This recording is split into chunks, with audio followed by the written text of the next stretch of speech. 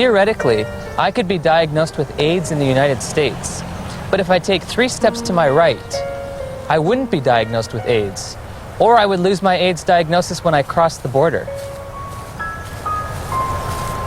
In 1992, I was encouraged by a doctor to take what's called an HIV test as a matter of social responsibility, and I was shocked and devastated and horrified when the results came back positive. It was one of those moments that everyone fears their whole life. A week later, I take the same test to an AIDS specialist. He looks and says, "This isn't a positive test. I don't know what this test means." Since a false positive looks like a true positive, how can you ever distinguish whether it's truly a positive or a negative? Well, that's a great question. It's going to be very hard to determine a false positive. So I take the test again, and this time my results come back marked from the lab, indeterminate. I'm faced with the decision, do I want to wait 6 weeks to test again, or do it right away? I opted for right away. My results that time come back positive. Took it again, came back negative. I took it again, positive. What happens if you're positive on one criteria, but negative on another manufacturer's criteria? How do you decide who's infected and who's not?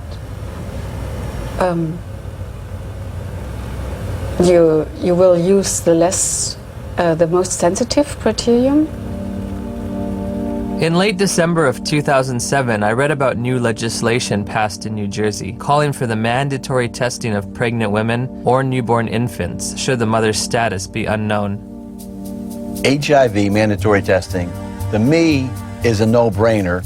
I'm very much opposed to the concept of mandatory testing of any population because the tests are scientifically shown to be unreliable and inaccurate.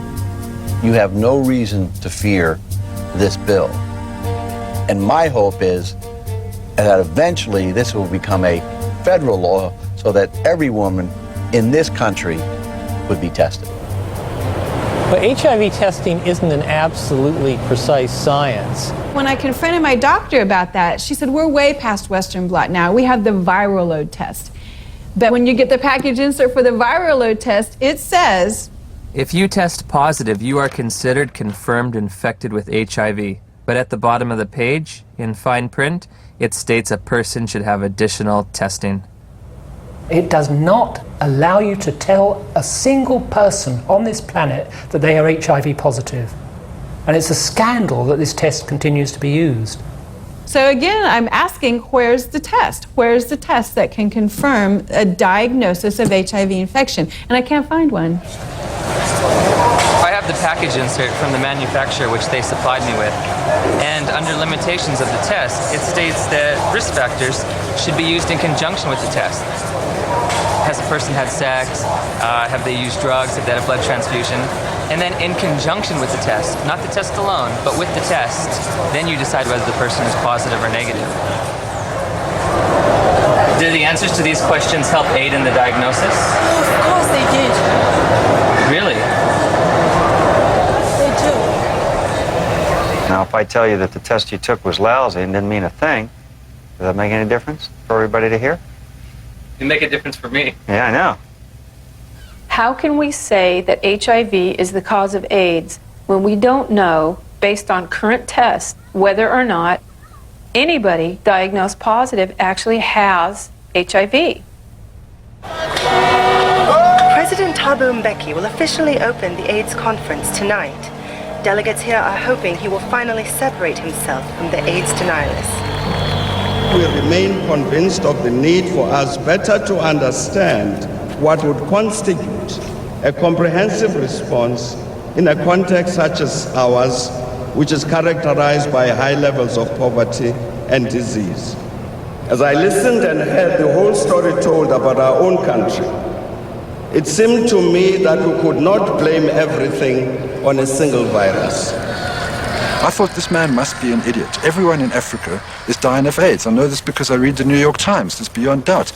Rion Milan was hired by Rolling Stone to investigate and debunk President Mbeki's misguided ideas. Where to begin? The numbers. My very first action, I opened Johannesburg's Yellow Pages. I thought that I could illustrate this with a scene that began in a coffin factory in Johannesburg, where workers are working overtime trying to create caskets for these mountains of people who are dying of this condition. And I discover that in the midst of what the UNAIDS says is a plague, is that half of the coffin factories in Johannesburg have gone bankrupt. In South Africa alone, it's about 1,000 people dying every day from AIDS.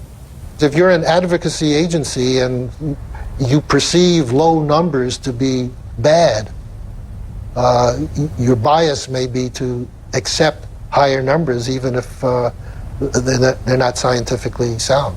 I know Jim Chin quite well, and I was the chairman of the steering committee on epidemiology of the global program on AIDS in WHO when Jim Chin was in charge of epidemiologic estimates. And we could never get information how the WHO estimates were made then. So we were very critical in these days because we felt it was not based on enough evidence.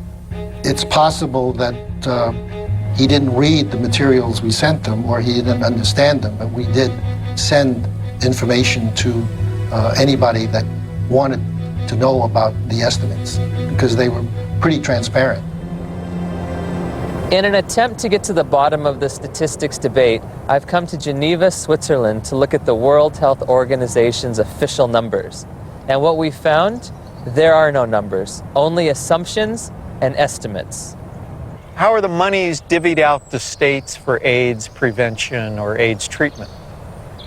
How is government monies sent out to different states and communities? The more AIDS you have, the more money you get. Exactly.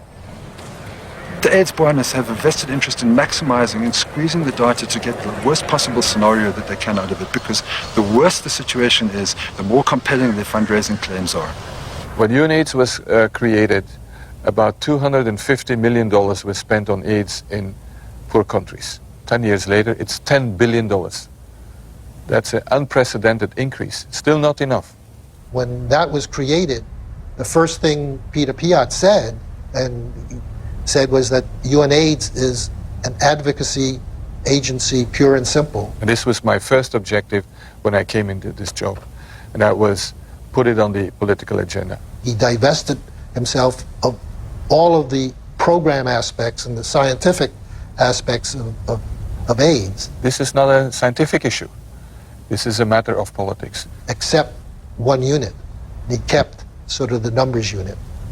We are really doing a major disservice to say it is not as bad as it looks like, because actually it is much worse.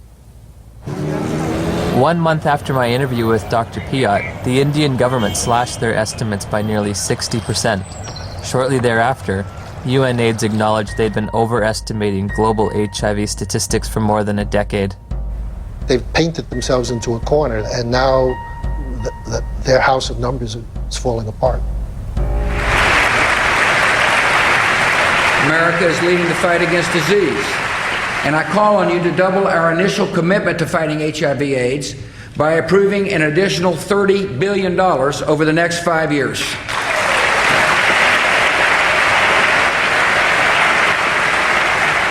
Global corruption, misuse of statistics, in order to convince people that there's one hell of a problem out there, guys, and we've got to go and do something about it.